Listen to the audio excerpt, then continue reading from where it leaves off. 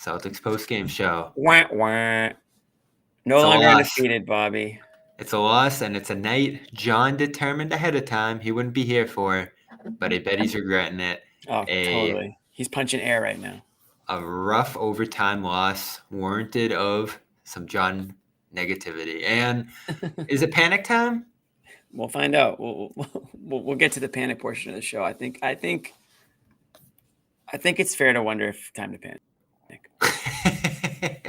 So I watched most of this game, Jimmy, seeing the runs go against them, seeing them not playing their best, and just shrugged a little bit. It's a tough team, middle of a road trip, and the Celtics got into some weird foul trouble. The officiating was a little off in this one, I felt like, too. That got to them a little bit. Well, don't make excuses. But I'm not making excuses. Minnesota's two key guys were dealing with foul trouble, too. Right. The end of the game, and we can start in overtime, was brutal. Start from the back. 3 back-to-back wasted possessions just led right into Edwards' jump shots. He was incredible, completely stole this game from Jason Tatum, who was great in the first half and kind of faded after halftime. Lost the ball to him, lost the jump ball to him. Tatum had a strong fourth, I thought. Yeah, overall, though, not what you're looking for out of the MVP leading candidate. I mean, he ends this one 12 of 22, 2 of 8 from 3, 6 turnovers. So the turnovers were one thing. The overtime execution or lack thereof sucked from all sides. And obviously, once again, late in the fourth quarter, that one kind of slipped by them. But on offense, I won't cut you off, Bobby. Finish. No, I just was taking a look at his stat sheet. Not what you're looking for out of him. No, I mean, I thought Tatum did what he could in that fourth quarter when they've been going with like Tatum in the bench unit. He was doing what he could to Celtics. Listen, this was a loss, but this wasn't a loss due to like lack of effort. I didn't feel like from the Celtics side of things. Minnesota played their asses off tonight, and this is probably their biggest win, like with that core. I would say, this is ever. This is like maybe. I mean, this is a statement win for this team. I mean, I think a win like this kind of puts them on the map a little bit. At least puts the NBA on notice. Not their play-in. Remember the play-in win where who is it? Beverly jumped on the scorer's table. Yeah, all right, that one counts. But this is one of the types. This is the type of win that you get early on in the season that gives you the type of confidence. They destroyed the Nuggets too earlier this week or last week. Right. So there you go. The two NBA favorites right there that you took down. So this is a team not to be messed with. They play super hard on defense. They're considered one of the best defensive teams in the league right now, defensive efficiency, and they've got guys like Anthony Edwards, who is a superstar. What's up, Josue? Speaking of superstars. I appreciate that. Thank you, Jim. Yeah, I got you. You're my guy, dude. I got you. But the thing that was frustrating with this Celtics loss, it wasn't effort, but it was falling back into bad habits that we've seen last year. And what I mean by that is the ISO ball, the hero ball that we saw in the overtime, really. Late in the fourth quarter. They started late in the fourth too. Yeah. They stopped moving the ball around. Porzingis went almost non-existent, and it was like Tatum's turn and then Brown's turn. Scal was screaming about the Porzingis stuff, wasn't he? Like get him involved. Yeah, I was screaming about that. I was screaming about the extra passes, but then Jalen did the opposite, right? He finds Jrue down low for the layup. I said, "Oh, that's perfect." That was a nice pass. And then Tatum had a big play. Jalen came up with a defensive stop. So it was unfortunate, but I don't know. There was some of that hero ball for sure, but I don't know. In overtime, it felt like. In the overtime, yeah, that's true. In the fourth quarter. Let's face it, a lot of the team's success so far, and I know they've done some great things in the post. They've shot well. They've gotten different guys to contribute. But a lot of their success offensively so far has come in isolation, one-on-one, winning those battles, Tatum especially. And with all the shooting success, similar to last year, and I know it's not the same story, I did wonder what would happen when the shooting came back down to earth a little bit. And you see it tonight, 28% from 3. Some of the individual efforts offensively faded. And there were some other factors in there too, but they rank in the bottom 10 of total passes so far, Jimmy. And it's something to watch. There were a few stats I was looking at going into this game. They haven't forced many turnovers. They're last in that. They did that tonight, but coming into tonight, they were last in that. The isolation has been a big part of their success so far. And as we've talked about, the bench scoring really isn't there with this team right now. And you're missing Brissett in this game. You get a little bit from Hauser, and that was pretty much it from the second unit. That was it. And that's the unfortunate reality, I think, of the bench unit with the Celtics team. And you're going to get the occasional production from Pritchard and, Cornette every blue moon. Cornette Bobby. was solid tonight. He was, Get to him later. You don't have to do that every game, Bobby, but okay. Solid to stretch, but he played. Cornette played. He wasn't, horrible. But the point is the bench, you can't count on the bench. And that's just a reality of the situation with this season. And Celtics made their bed when they made the trades that they made and the moves that they made in the offseason. So that's just what it is right now. They were without Derrick White tonight too. Right. So your bench is really thin now, Yeah. right? Because you really can't afford one or two guys missing in most of these games. When did Pritchard make like a shot last? It's getting to be a long run for him without making a shot. The drought is real for sure. He's struggling. He's a problem. I don't even want to get into him right now. We'll talk about Pritchard a little bit. Let's start with your thoughts, Josue. Where are you? Like, what stood out most to you about this one? I just thought the fourth quarter when they started to smarten up, I felt like they had the Timberwolves on the ropes, and I just felt like it came down to the late game execution. I wasn't crazy about the Hauser play at the end, especially, but it shouldn't even have gone down to that if you ask me. I don't know. It's that tough balance of, do you call a timeout in that situation, or do you want to catch the opposing team on their heels? And I thought it might have been a better chance.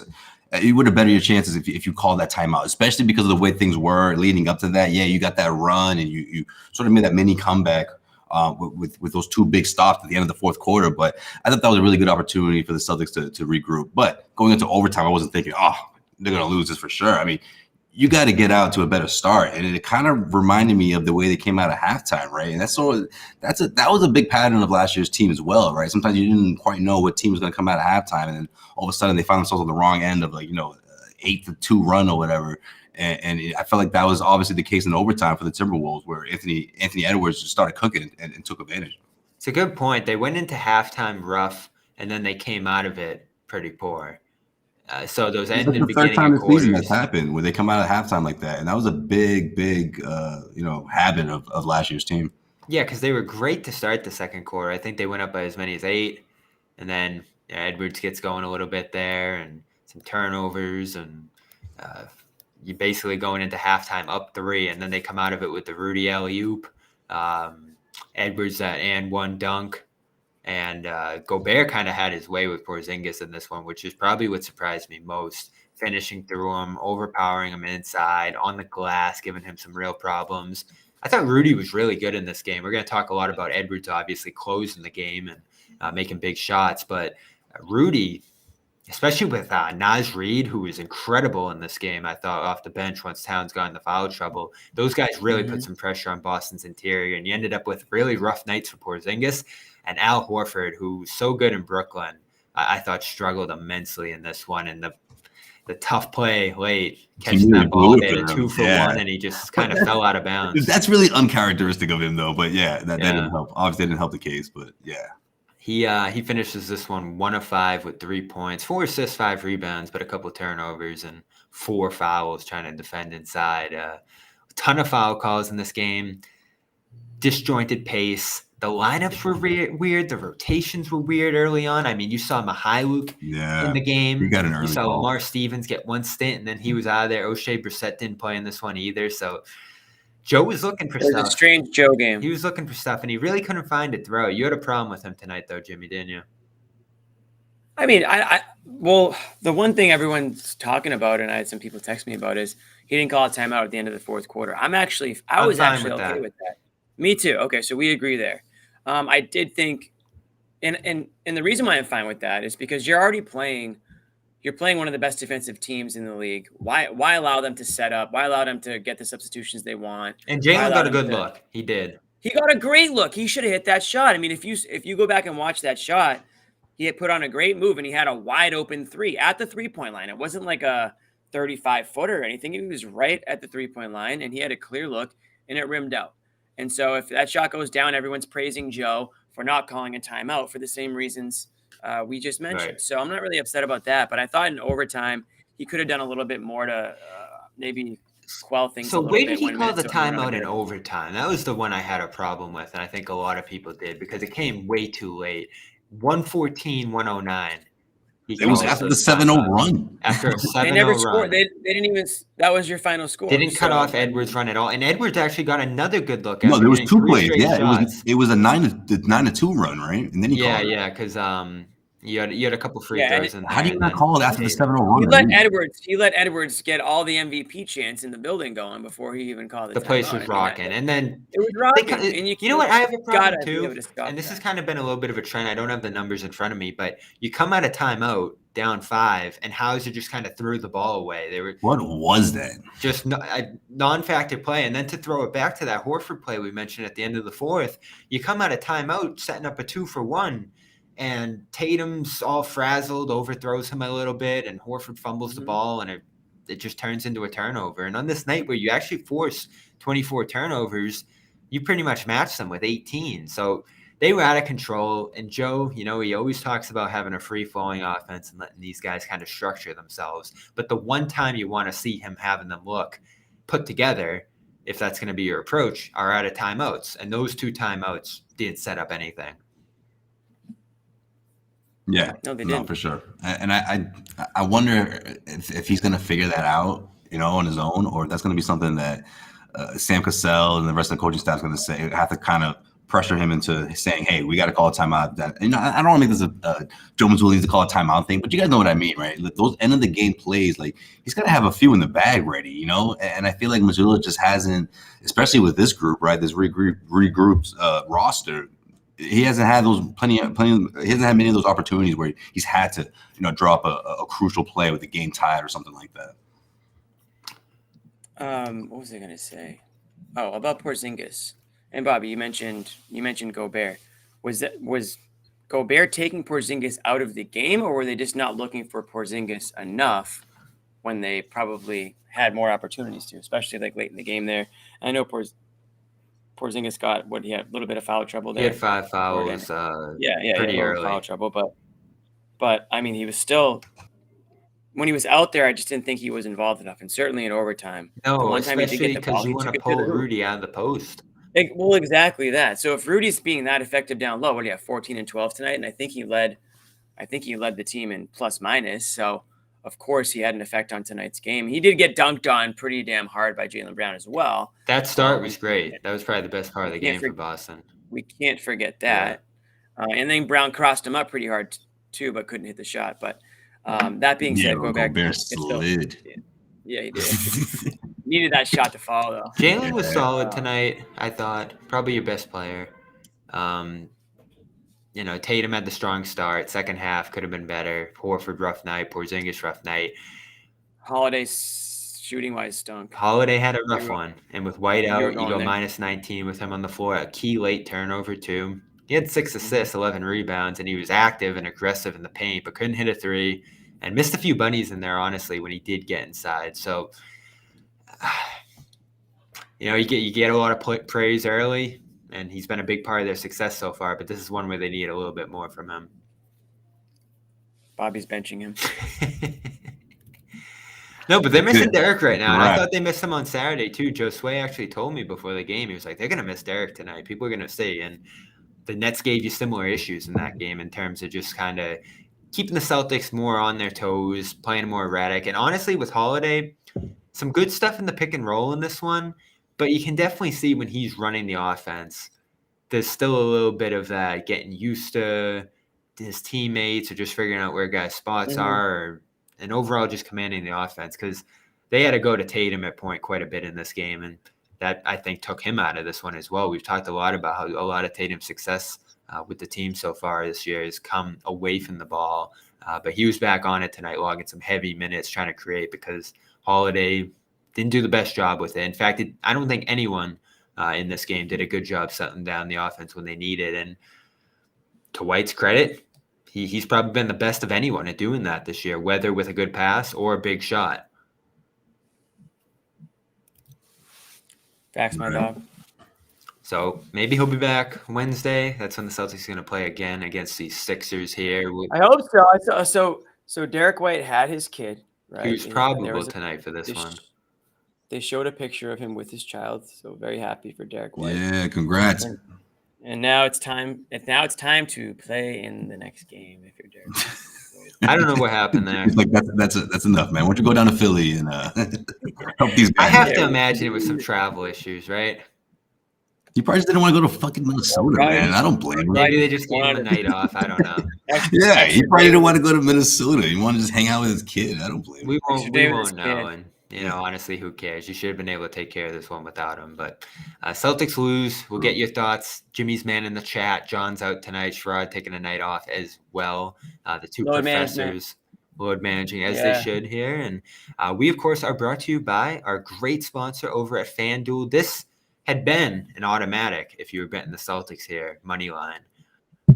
Not tonight. What? So hopefully you got your bonus bets in those first 4 games, and you wouldn't have bet the money line on this one tonight. This Minnesota team's tough. No, yeah. So if you haven't signed up, you're in Massachusetts, go over to FanDuel.com/Boston and get $150 in bonus bets when you make a $5 money line bet. That's their offer right now.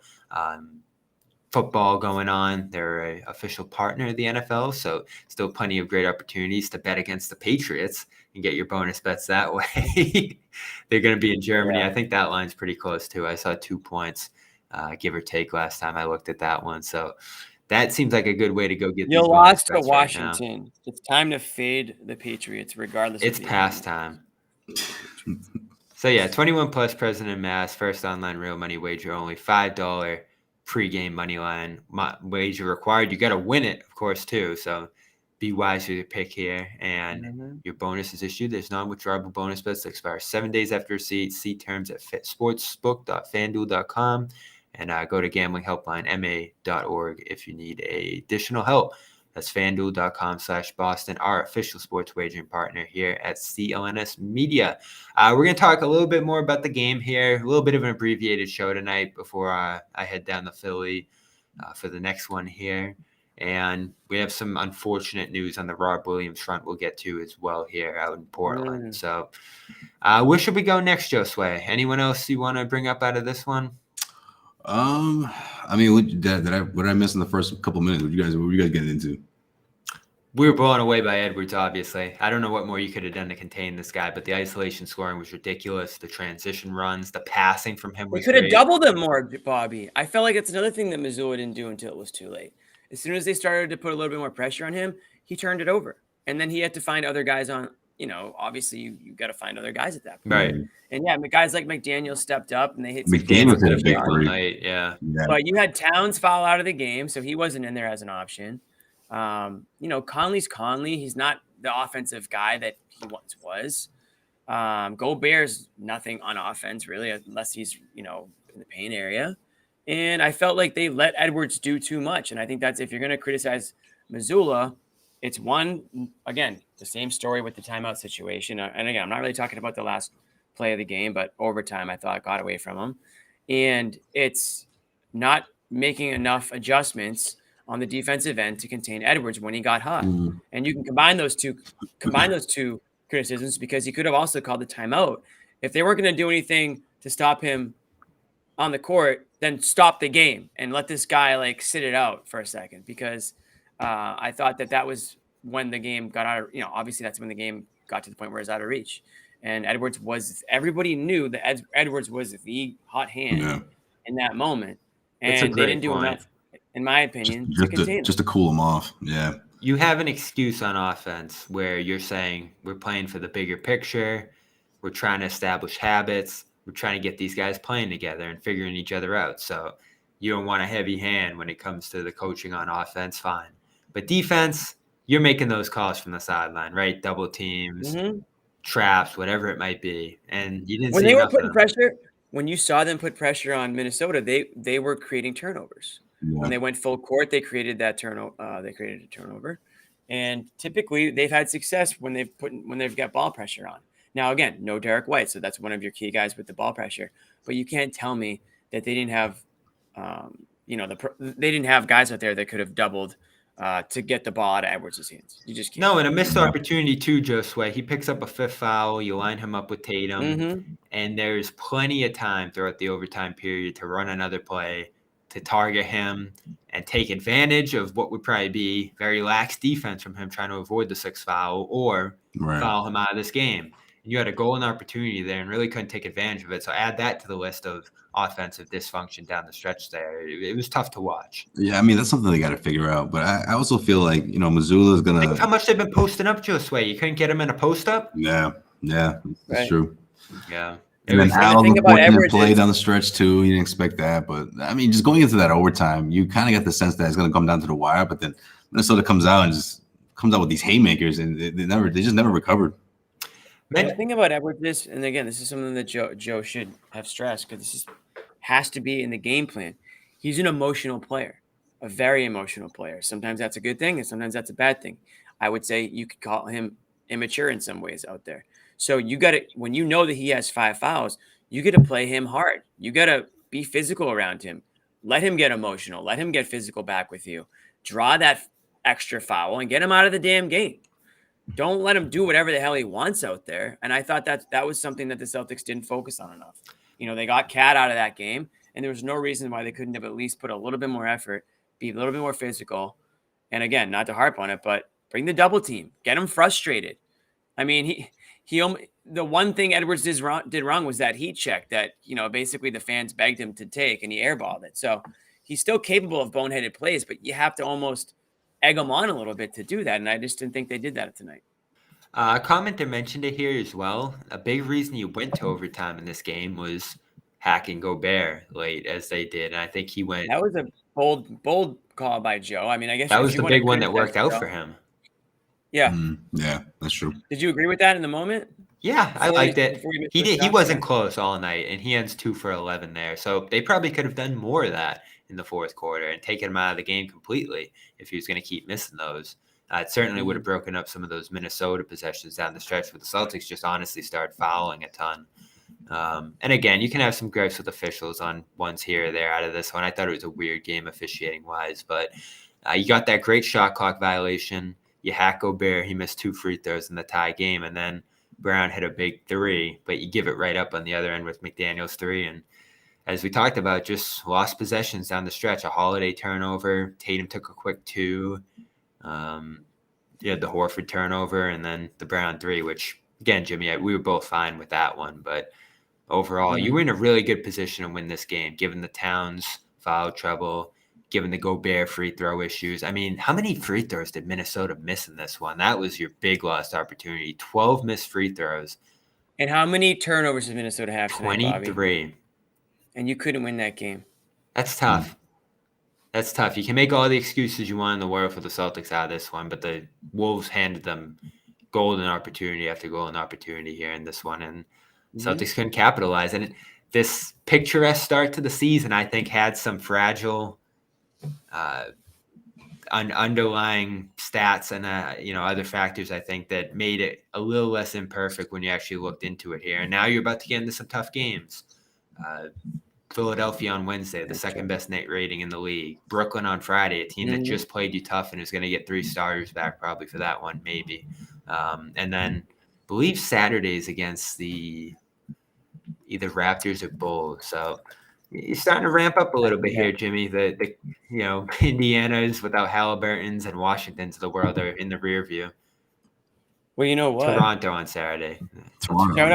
Shout out Philly because they're playing pretty good basketball right now. Really good basketball. Right. But at least that's the back-to-back, though, those Friday, Saturday games. They're back-to-back. Yeah. And you're going to be missing guys as we bring up the depth again. So Horford will probably sit one of those games. And Joe has talked about resting some guys over a big stretch of games here. So maybe that's why White was out tonight. Who knows? Porzingis had the opportunity to sit this one out and played through his eye sty or whatever that was. But he's out there. Horford's out there. A lot of double big in this one. I don't know how you feel about that, Jimmy. I'm not surprised. Listen, I'm not surprised because, don't forget, they didn't have White tonight, so they have to do that more, right? Yeah. Obviously. But Minnesota's big. They're physical. They're long. They obviously, play really, really hard. So you need to bang with them. And so you need to be playing bigger. And so I just thought that was what the Celtics didn't do enough of tonight. Do you have Tip my concerns? hat. Do you have concerns about Porzingis with these bigger, physical, burlier centers?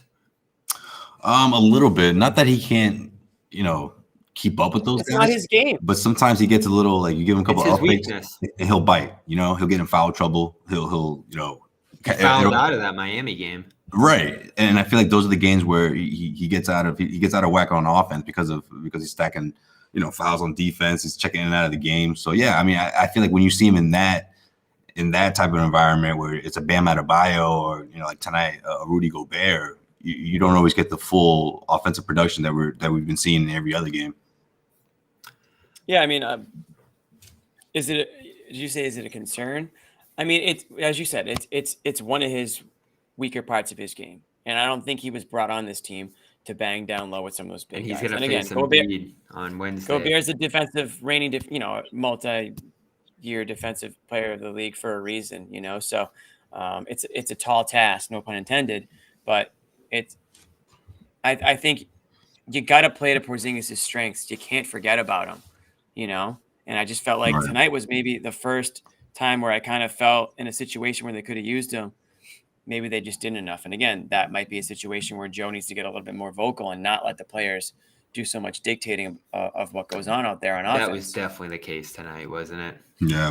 Yeah, totally. And that's reminded me of last year a little bit. Yeah, but last year he could get away with it, right? Because it was the first couple of weeks, and he was thrusted into that position, so he was trying to get his feet wet, so to speak. But this year, he was getting criticism. This year, you can't really use that. Like, I'm still trying to adjust to the position. No, and he won't. Absolutely not. I'm interested to see what he said after this game. Keep an eye out for the quotes on the Twitter log. But Ahmed posted something. I was smiling earlier. What do you guys think about it? What was it? It was a quote from Mazzulla. And he used the word sick. And that made me smile. I'll read it. Okay. Joe Mazzulla said he would have taken this loss much harder last year, but hopes this serves as a lesson. But he loved the competition. Quote, that was an awesome game. What a game. That was sick. Sounds like that's what he said. So I would agree. I mean, I got to tip my hat to both teams. It was a good game. As Sherrod likes to say, quoting Rasheed Wallace. Both teams play hard. I was thinking that. both teams played hard. And that was good. I mean, both teams did play damn hard. They both made the comebacks in their own right. Up, 4, down 4, up 5, down 5, whatever it was.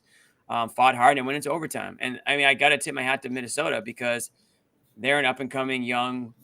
They're going to be a tough out. Whoever ends up with them in the first round, that's going to be a dogfight because they play hard and the fans are into it there. When Naz Reid came into the game, it felt like, it sounded like KG was coming into the game based on what it sounded like on the broadcast. They love him there. And, again, I think they still have some maturity issues maybe to get over, but Conley's a big addition to help there with the leadership. And McDaniels is one of the best, defensive guards in the league too. So they're going to be a tough team for sure, and got to give them credit. They might have the best chance to beat Denver out west. Could Edwards challenge Tatum in this MVP race? All right. I mean, I don't want to sound like like Homer or whatever, because of the team he plays for and all that. I'm not trying to throw any shade towards. I think Edwards could certainly have an MVP. He's had a heck of a summer / beginning of the regular season, so I'm not trying to But it's the team, Which, by the way, did you guys watch that the pregame show? No. They did this prediction thing when they did what the Celtics record going to be, how far they're going to get in the playoffs, and this computer says it's going to come down to the Timberwolves and the Celtics in the NBA Finals, and the Celtics will sweep them. So that would be maybe I'm wrong. I mean, if the Timberwolves would be something, become a top seed in the Western Conference, then yeah, Anthony Edwards for sure has a chance at MVP. They have all the makings of it, but then you look at Towns and how he played in this one, and it's just like, they're not even going to get close if he's doing this kind of stuff. I mean, he was a no-show in this game. 7 turnovers, all the fouling. He had a good 5-minute spurt though, where he had a couple of shots in a row, but then the Celtics challenged, right, and took that potential and one off the board from him. So and then you had Cat chucking threes. It's a mess down there. He dropped the ball in this one big time. But Anthony Edwards, don't deny the MVP potential here, Josue. No. I mean, 28 points a game after tonight, 7 rebounds, 5 assists, 47% from three, 52% from the field. He's had a monster start. Monster start. And he stole this game. Oh, for going sure. to be a playoff team, obviously. They're going to surprise and entertain a lot of people, I think, this year. But I don't know if I just don't know if he would have to really have an unbelievable season to end up with MVP. I just don't know if he's going to get that. I just always get the sense that Minnesota knows that this Cat and Gobert thing is a disaster. They gave Naz Reid an extension. They're trying to convince themselves that it's not the case, but it's like because they're in a tough spot. Like they're not their trade value. Either one of those guys don't really have high trade value. So it's like, what do you do? I tried to give Cat the benefit of the doubt, Me too. but I think I'm out on Cat. No, I'm out on Cat. That dude was on my fantasy team. I am OUT. Yeah, I'm just out on Cat. I've had a close I don't know eye on how this you dude trade over him the years. either when he's playing like this. He seems like he doesn't have a great attitude. Obviously, Jimmy Butler would probably agree with that. But he came into the league so good. Or KG would too. Yeah, I mean, remember the first impressions these of guys him? Who has really ever said anything glowingly about the guy? I mean, I don't know. Maybe I missed it, but I just feel like he probably should be better. And also, I'll say this: he needs to lay off the sugar. His face is looking a little chubby. He's a little chunky. Yeah, I think the added sugar content needs to come down a little bit. That's my take. I had high hopes for him. I love how Jimmy could just tell he's like, no, that's sugar. Yeah, as he's gotten better shooting the ball, and he made that ridiculous claim too about his all-time status and that was just an eye roller. What was that? Yeah, it just shows that he's the best that just screams to me shooter ever. But to me, that just screams insecurity. It's like, oh, okay, you would say that. Like, quick shout out to our sponsors here. Odds are, of course, a great compliment to FanDuel. Head over to oddsr.com/Celtics for their AI learning that gives you advice on your betting pretty much. They're not taking your bet. They are telling you what bets to make. Green means a great bet. Yellow, slow down, double think that one, but go ahead if you'd like. And red, don't do it. You'd be shocked at how many of your bets fall into their red. I was gonna say the way Bobby was reading that, like he's speaking from experience. Like he's like, don't get, don't get you need this in your life. Especially if you're trying to do that one-time money line wager over at FanDuel, you want the green bet for that. So head over to OddsR. You can go to OddsR, get the 30-day free trial. Use that information, get the 150 bonus bucks. It all comes together well. Then you win your next. Then you win another bet from FanDuel. Then you use that money and you subscribe to OddsR. You know what I mean? Like it's all, you don't have to. You don't spend a dime, right? It's everybody else's money. So that's the key there. Shout out to OddsR. It's oddsr.com/Celtics for a 30-day free trial. Here's the news everyone's been waiting to talk about here tonight. I did a little hit on it earlier, so I'll get your guys' thoughts. Twitch. Robert Williams, right knee surgery in his future. They're debating options right now, but Jared Weiss reported along with Shams today that this could be a season-ending surgery for Rob out there, just games into his Trailblazers career. Just about a month removed from his trade from the Celtics. And I was saying earlier, Jimmy, imagine if he was in Boston right now and all of a sudden you're looking at season-ending surgery. It'd be an all-out panic show tonight. I think this is what kept Brad Stevens. John would be on the show either. He would be dead. I think the weekend of the trade, this is what kept him up at night because he was like, look, if this happens, I will never forgive myself for not trading for Jrue Holiday, for not pulling the trigger, So I feel like this is sort of like, I don't think Brad's smiling right now, but obviously he's like, man, like that was probably the best. He's smiling right now. No one's happy. No, he's not smiling right now, Jimmy. He's obviously that you said it, not me. Oh, I thought you were trying to say like maybe he is. No, I get what you mean, Josue. He got away with one, but no, yeah. Right. You look at this news and you say, this is why you couldn't rely on him. You feel bad. You wish it would go better for him. You could always see this coming. Okay, along those lines, I don't think he's calling up his buddies being like, yo, you hear about Rob? Like, you know what I mean? Like, I don't think he's like, it sucks because we know the potential, we've seen it. And outside of that, runs to the NBA Finals, which didn't even end the way we would have liked it, in terms of Ross production, right? But that was the best version we saw. We witnessed, last year. It was a lot of setbacks. And I think Brad Stevens, at the end of the day, made a decision that he thought was best for the team this year and its future. It wasn't just about this season. I think he looked at it as if something comes up again, I'm not going to be able to collect assets from someone like Rob, and as a GM, he has to think like that. So I think, given the pressure, right, because this wasn't something that he had a week to think about. He had to think fast in that weekend, in that 48-hour window. And I clearly, you look at this and you say he made the right decision. So, Bobby or Josue, did you guys see the injury, like how it happened? Or? Well, it happened 2 days ago. It happened. He left the game early. And right. I didn't know if he was diagnosed. Very obvious, like the injury, you could see it and everything. But anyways, regardless. Oh, I thought you meant if it just happened like tonight. Oh, okay. No. I know he walked. I remember when he left the game. I just didn't know if you guys saw the play. But regardless, listen, is it sad? Yeah, of course, because drafted by the Celtics. I think every Celtics fan grew to, at least love the idea of Rob. Some of us loved Rob a lot more than others, but we all wanted to see the guy succeed. So it sucks that, he's got another knee injury. Is it a surprise? I can't say I'm surprised. And, not to sound harsh, but it's not Celtics problem anymore. And that did have to be a thought. You relied on him, Jimmy. Right, exactly. You relied on a guy that was unreliable. And somebody said it, I think it was in a chat or a show, and they said he lacks kinesthetic awareness or something like that. It was John. John didn't say that. John. Somebody said it to John, and John said, yes, that's exactly what it is. And we were like, that's the word we were looking for. And it's true. So I don't know if that's what happened here, but it's happened over the past. Unfortunately, some guys are more likely to get injured than others, and Rob Williams has been that guy. And hopefully this is the last knee injury he ever has, and he comes back healthy. But it's for what the Celtics are trying to do right now. They need all hands on deck. And yeah, sure, Porzingis has his injury history as well, but I think you take that risk because the ceiling is higher right now with Porzingis.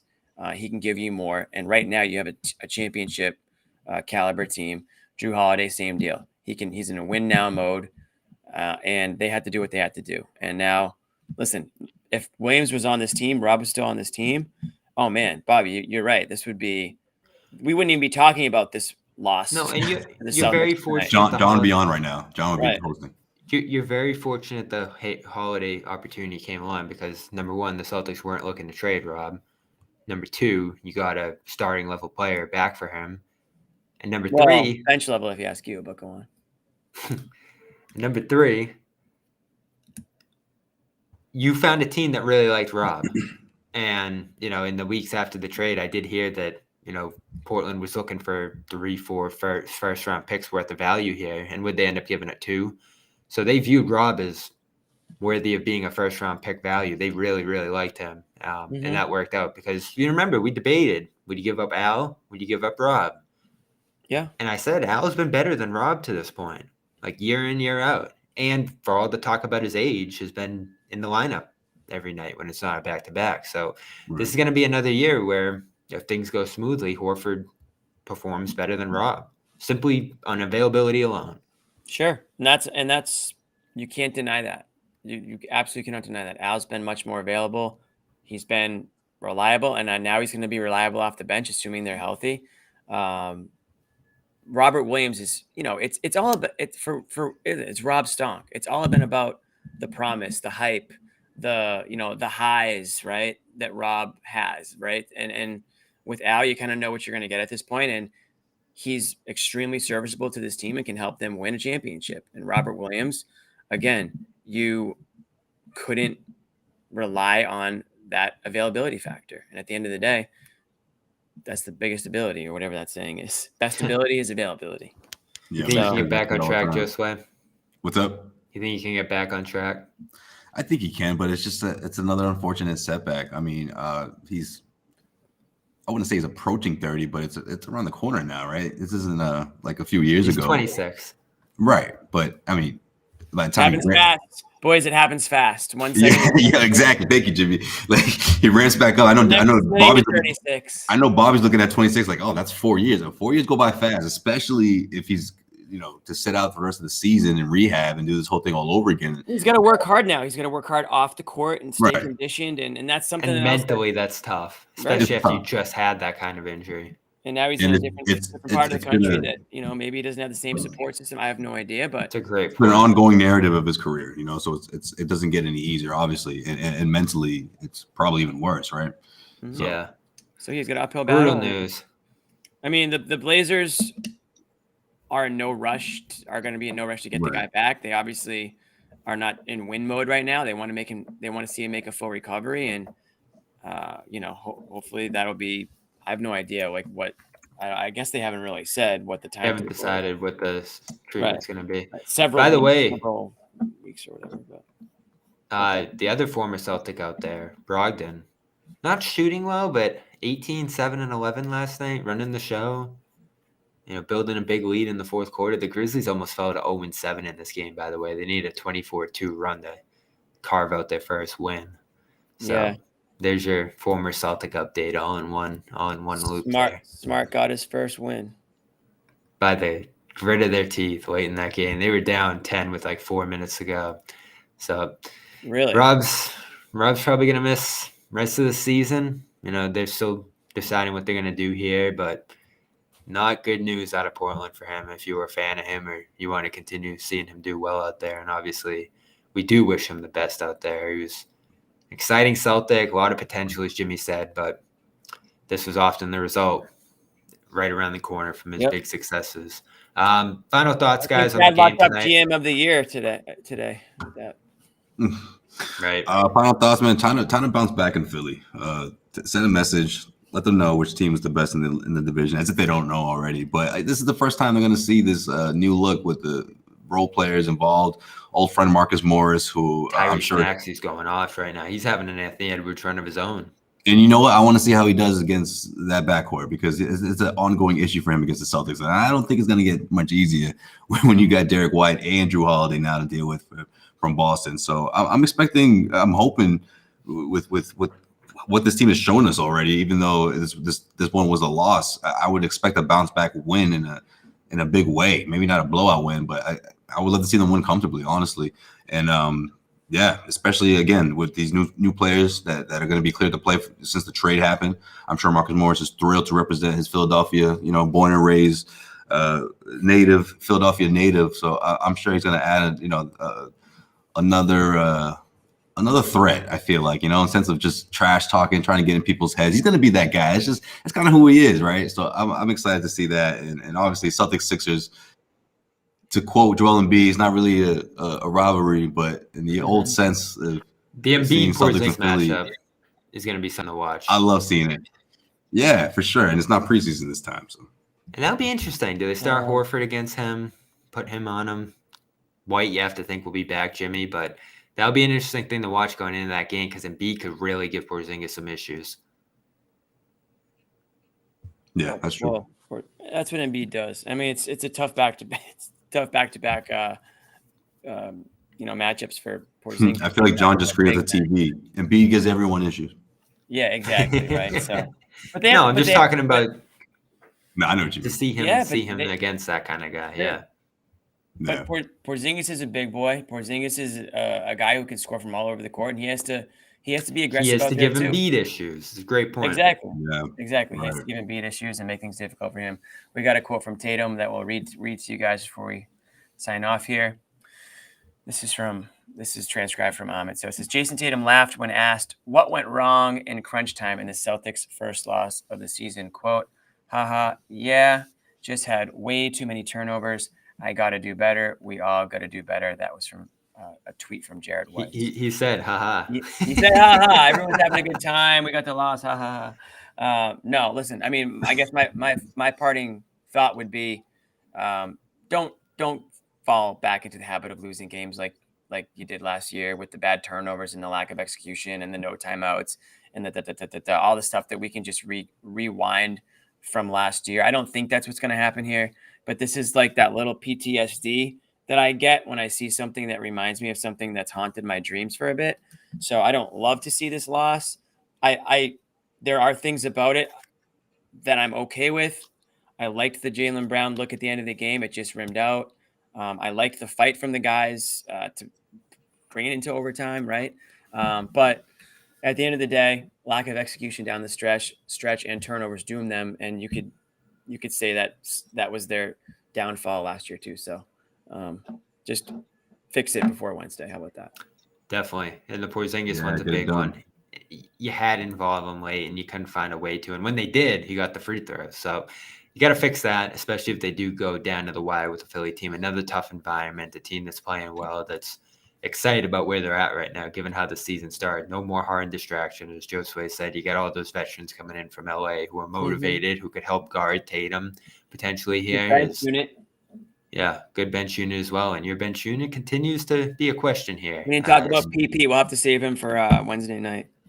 We got him in there. I mean, you go over 3 with 0 points. That's about all you're worth mentioning, a minute or two. So, abbreviated show tonight. I'm on the Philly. These guys will have your remote. We'll all be back here Wednesday Bucket night. hat Bobby in Philly. Maybe we should talk to some fans. Oh, man. The Philly fans are careful out there, man. than the Knicks fans. I don't have security. I was ready to jump in when Josue was in trouble. I won't have the same luxury. Yo, Bobby, you was putting the camera away. Bobby was about to run, dude. Get out of here. All right, that's our show tonight. Nah, Shout out to FanDuel. FanDuel.com/Boston as well as oddsr.com for a free month of them over there. Thank you to them. Thanks to Amit, as always, on production here. John will be back Wednesday, I assume. Sherrod as well. And we will talk to you then. This has been the Garden Report. Celtics lose for the first time this year in Minnesota. Now 4-1 this season. Talk to you soon. No, they're not 4-1. They're better than 5-1? 5-1. 5-1. 6-1. Maybe after Wednesday. Are they 6-1 or 5-1? They're 5-1. They're 5-1. 5-1. All right. I thought you were joking. We're all wrong. That's what you tuned in for. No, I've been saying this since the beginning. 5-1.